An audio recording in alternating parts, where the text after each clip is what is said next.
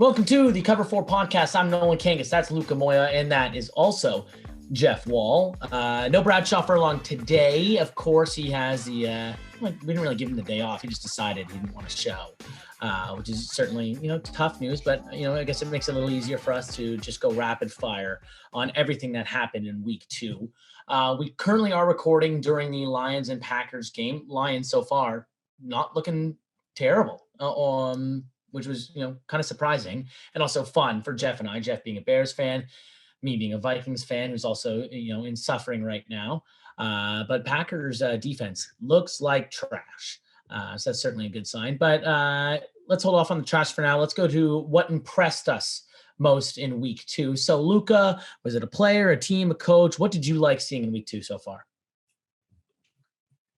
I've been really impressed the last 2 weeks with Derek Carr and those Raiders. Like they have just taken the league by storm, I think, right now. And John Gruden, all the question marks about the draft, how they've constructed their team, I think the critics, including myself, have slowed down a little bit. They've had a really good start. This is a Pittsburgh team that held Josh Allen, who was an MVP top 3 candidate, if you want to say last season, to one of the worst games we've seen in the last couple of years. Derek Carr went in there and diced them up, hit Henry Ruggs over the top like it was nothing. So I think the Raiders right now are impressing me the most. 2-0, they look good, and they beat the team that just pulled off a huge upset on Sunday night. So I think the Raiders right now, huge respects to them early in the year.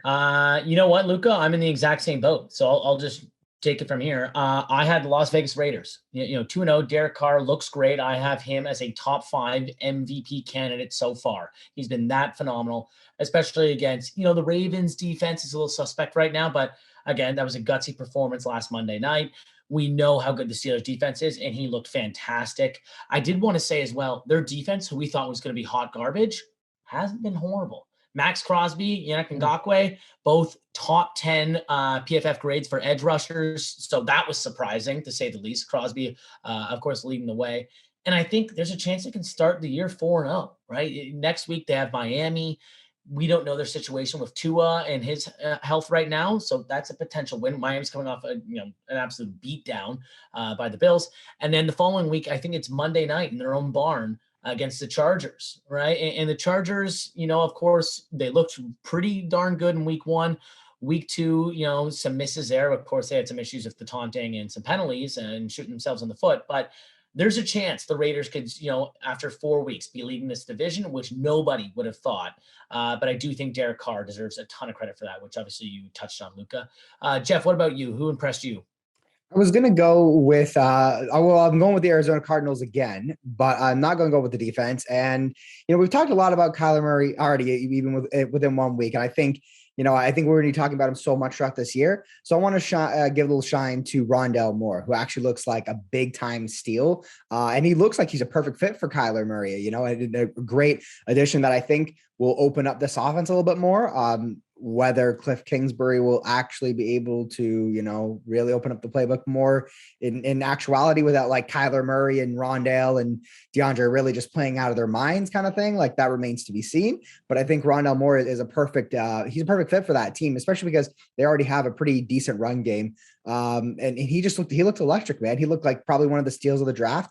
It's obviously very early, but he looks like one of the better receivers, right? He's got tons of potential. We know that. His only real big concern was injuries and a little bit of catching, but honestly, it looks like he's fine with that as well. So I'm super impressed with him. He was, electric in that game, and it was annoying every single time watching the Vikings defense being like, you got to get there, because he just shifted guys out of their cleats.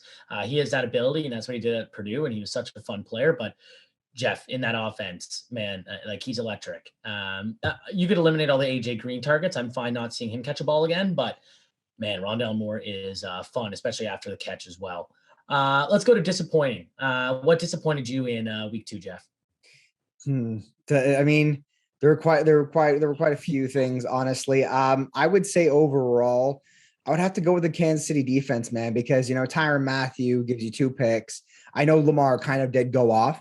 But this offense for the Baltimore Ravens really is just not that good. And Patrick Mahomes gave you, and the offense in general, I should say, to be fair, I think the offense in general for Kansas City looks great. The offensive line is awesome now. But I think just that defense really just lets them down. It really, really does. I think it's going to be a massive liability like it was in the Super Bowl. And I think, people are going to target that. They know basically you just got to try and find Tyrann Mathieu and avoid him like crazy. That's pretty much all you got to do. And you can really start to dice up this team in the passing game or on the ground. It really doesn't matter. You can really attack this defense. And now teams can kind of keep up with Patrick Mahomes just a little bit as long as their defense is competent, right? Baltimore is obviously one of the better ones, but I think, looking forward into the playoffs, we just saw them with two very close games against two teams that are a little bit shaky, if we're being honest. I think shakier than we thought, especially with the Browns. What's weird as well is that you think in week 1, they're down 12 points or whatever to the Browns, and the Browns start to run the ball, which is obviously their go-to. And the Chiefs defense starts to kind of slow down Nick Chubb. Nick Chubb has to fumble. Obviously, there was the whole punting fiasco that happened as well. Chiefs come back, win the game. In this game against the Ravens, they know the Ravens are going to run the ball. The Chiefs are already up 11 points, and the Ravens just keep running the ball down their throat and end up, coming back. It was just weird how the two total polar opposites of which side they were on. One way they find a way to win, and somehow they find a way to lose when you have Patrick Mahomes up double digits. But you're right.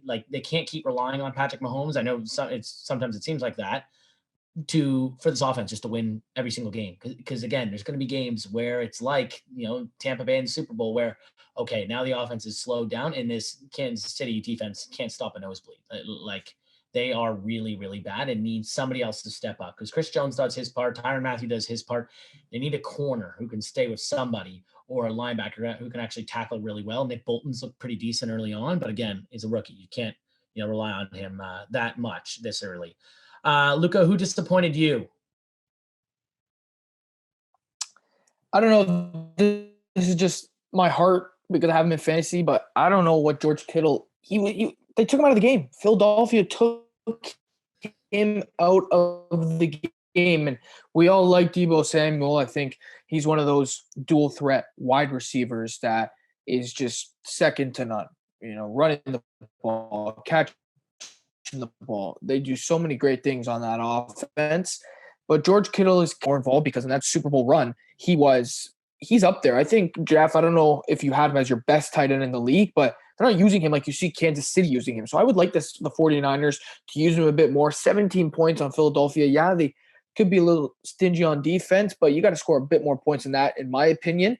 And so I think George Kittle needs to be put more in the offense. I don't know if it's Kyle Shanahan or if it's the way George Kittle's playing, because we know in the run game, he's phenomenal. But I want to see him get more and more involved because if this is Jimmy Garoppolo's last season and Trey Lance has to come in, even if he has to come in halfway through the year, you're going to want to give him that safety blanket. So I think we got to start getting George Kittle more involved. Especially when they're not really using Brandon Ayuk too much. Like you're right. Exactly. Deebo, I love Deebo. Like I love the way he plays the game. Yeah. So it's fun if he's your number one, and then Kittle's just another added element. But when the run game wasn't working too well in that game, Eagles' run defense looks like it's back. Again, you're right. He was, a ghost. Not a great performance for him. No. It obviously hurts me too, Luca, because I think I have him in 3 leagues. Kill me right now. One thing we can all agree on, and this is my disappointment, is the taunting penalties fucking suck. Yeah. It ruins the games. They're brutal. It's the dumbest thing in the world of a high energy sport where you're pushing a man like it's force and just pushing to the ground, and you can't celebrate that and go like this in his face. Boom, penalty. It's a joke. And I hope the NFL steps in and says, okay, we've been getting a lot of flack for this and a lot of complaints, and rightfully so. It's the dumbest thing. So I don't know how they go from, you're not allowed to dunk on goalposts, and then kind of just being like, okay, I get sometimes it could, cause in the game, like, Jimmy Graham breaking the goalpost and they got to go fix it and measure it out, whatever. Mm-hmm. But they go, oh yeah, you can dance whenever you want. That's fine. And then they just go, oh, you can't celebrate after a play. Like I think it was in that Titans Seahawks game, whatever corner it was, or maybe it was a safety, breaks up the pass against AJ Brown, one of the best receivers in football, and celebrates a little bit, talks some smack, boom, penalty. Like how in the league, like they need more freedom in this league. And I get there sometimes it can go overboard. Like if I were to just say push the guy back on the ground after he's already like tackled or whatever it is, and just it's a joke and it sucks and everybody hates it and it's ruining the game. And it's annoying watching the games too, when you see it coming. When you see, like, I remember Keenan Allen had the big catch over the middle, tries hurdling a guy and kind of, trucks a linebacker or whatever it was for Dallas and kind of talks some smack. And you go, I'm thinking in my head, oh, Keenan, slow down, don't say too much. And then there's the flag. And it's like, how can that be a penalty? Like the same amount of yards as if you go smack a quarterback after the whistle in the head. Like it's the yards are excessive. You're right. Like the yards, 15 yards. Yeah. Like that's a lot of yards, and it ruins the game. Like how many times do we see teams lose games because of dumb penalties? Like false starts just absolutely piss me off to the max. Mm-hmm. But taunting because you're celebrating a good play that you did.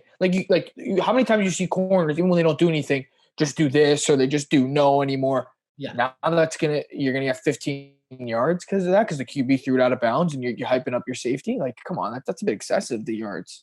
Like if they want to stop the taunting or whatever, maybe make it like a flagrant foul sort of situation, like it's in basketball. Like, hey, they get 2 or 3. All right, man, we get it. You're having a great game. Yeah. But also, like, don't let the guy make the catch if you don't want to get taunted. Like it makes no sense, and it's annoying. Yeah. And like there was obviously other things that disappointed me. Obviously, it sucks the Vikings kickers had to go that route. That's just what always happens.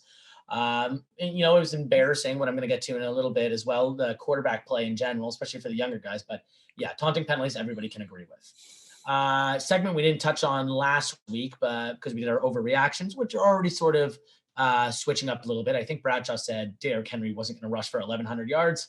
Derrick Henry had a big time performance and kick butt, like he's been doing the last 2 years. So Bradshaw's looking wrong on that end. This end, I'm looking a little wrong early on. I love Zach Wilson coming out of BYU. He was fantastic at BYU. Gets into the NFL. Okay game against Carolina. He was horrible against the Patriots. And it was hard to watch. So far, obviously, he had 4 picks in that game. And Bill Belichick makes rookie quarterbacks look like this. But in his first 2 games, 56% completion percentage, 234 yards per game, 2 touchdowns, 5 picks. And it's a lot of Carson Wentz-like airs, like a lot of hero ball where he thinks he needs to make this perfect throw. And it's fun. And that's the way he is, like a little Mahomes-esque, where he's relentless and tries to make the play that nobody else can.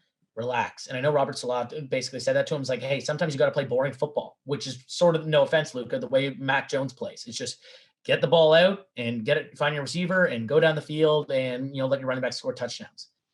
Right. It's just too much. And it's ugly to see right now. He's getting the boo birds like crazy. Next week, he is Denver. Denver's a good defense. Vic Fangio's fantastic. Jeff knows that. He's obviously watched him in Chicago when the Bears had one of the best defenses we've seen in the last decade. Denver's defense is going to make Zach Wilson and this offensive line for the Jets look like crap. And it's going to suck. And I feel horrible for him. Because, again, it's a young quarterback goes into a situation where he's not supported really well by the talent. He's got a poor offensive line in front of him. He looks bad, which maybe isn't the whole situation. Whereas if he got put in a situation sort of like Mac Jones, where you have good offensive line, you got some decent weapons, and you got good coaching, maybe you can figure out the development a little bit sooner. Doesn't look too hot for Zach Wilson right now. Jeff, who is in trouble for you after 2 weeks? I don't want to pick on the Tennessee Titans. We'll leave them. We'll leave them this week. I think they struggled. Honestly, I know we touched on a little bit with Luca talking about George Kittle. I think the 49ers are a little bit in trouble, man. The fact that you gave up so many points to the Lions, like you fully fell asleep on them. I get it. It's the Lions. You didn't expect that. And it's week 1. Okay, fine. And then week 2 comes along, right? This Eagles roster also has no talent. They have no reason to be this close. I mean, maybe time will tell. Maybe they are actually much better than we realize. And I think Hurts is playing really, really, really well. But man, like for the first week you exploded on offense. This week you couldn't score. And it's just like, I don't know what to think of you. I have no clue. I have no clue who is going to win the NFC West. Like absolutely no clue at all. It was crazy. And I think, this week, I think we're going to see a bit more proof, right? I mean, obviously as we go along, it's only going to happen, right? 2 weeks, I could understand you got to knock the rust off. 3 weeks in, no, this is it. This is game time. We need to see what Kyle Shanahan and this 49ers team is made of, because, I said last year at the end of the year, like 49ers roster is the most stacked. They did lose a few pieces, but still, I expect them to be one of the best, if not the best teams in the NFL. And to me, these wins are a little bit too close for me. I'm not impressed. Not like I was with the Rams. I mean, the Rams fumbled a little bit as well, but I'm really scared for the 49ers because they're just not facing good competition and nearly losing 2 games in a row. And I do want to say their offensive line has been great. You talk about their defensive line. Nick Bosa was Defensive Rookie of the Year. That was when they had DeForest Buckner and Eric Armstead. I don't think Nick Bosa has a sack this year. And he's gone against, a rookie in Penei Sewell, who Sewell kicked his ass the whole time. And then Jordan Mailata, who just started playing football in 2018, gets a big contract from the Eagles. And I don't think he allowed a pressure to Nick Bosa. So something's got to, give there in San Fran if they're going to compete in that NFC West. Jeff, I completely agree with you. Luca, who's in trouble for you? I think the Miami offense, they don't, it's not looking too good. New England, all respect to Bill Belichick, he does a great job. We've talked about it already. And the Bills' defenses, they're no pushovers either. They got some really good pieces. But if Tua's down, Jacoby Brissett leading that offense, I don't know how that's going to go. Like, he's bounced around the league a little bit so far. A field goal, like it was not good. Didn't look good at all. And I think now that if Tua's gone, I think he did such a good job building around Tua. But now if he's out, I mean, I don't know how much you can help Brissett, because the run game to me is 50-50. So it's not like you're going to have a lot of play action to build off to help him. This Miami offense has scored 17 points in 2 games. And if it weren't for Damian Harris fumble, they'd be 0-2. I don't know what's going to happen with Miami. Their defense is good. They can really play some good defense there. But as opposed to the offense, I don't know how they're going to incorporate this game plan now with Tua out. And considering you built the offense for him, how's Brissett going to come in on a short week and just and take them out of a jam? I can't see Miami being thrilled about this at all.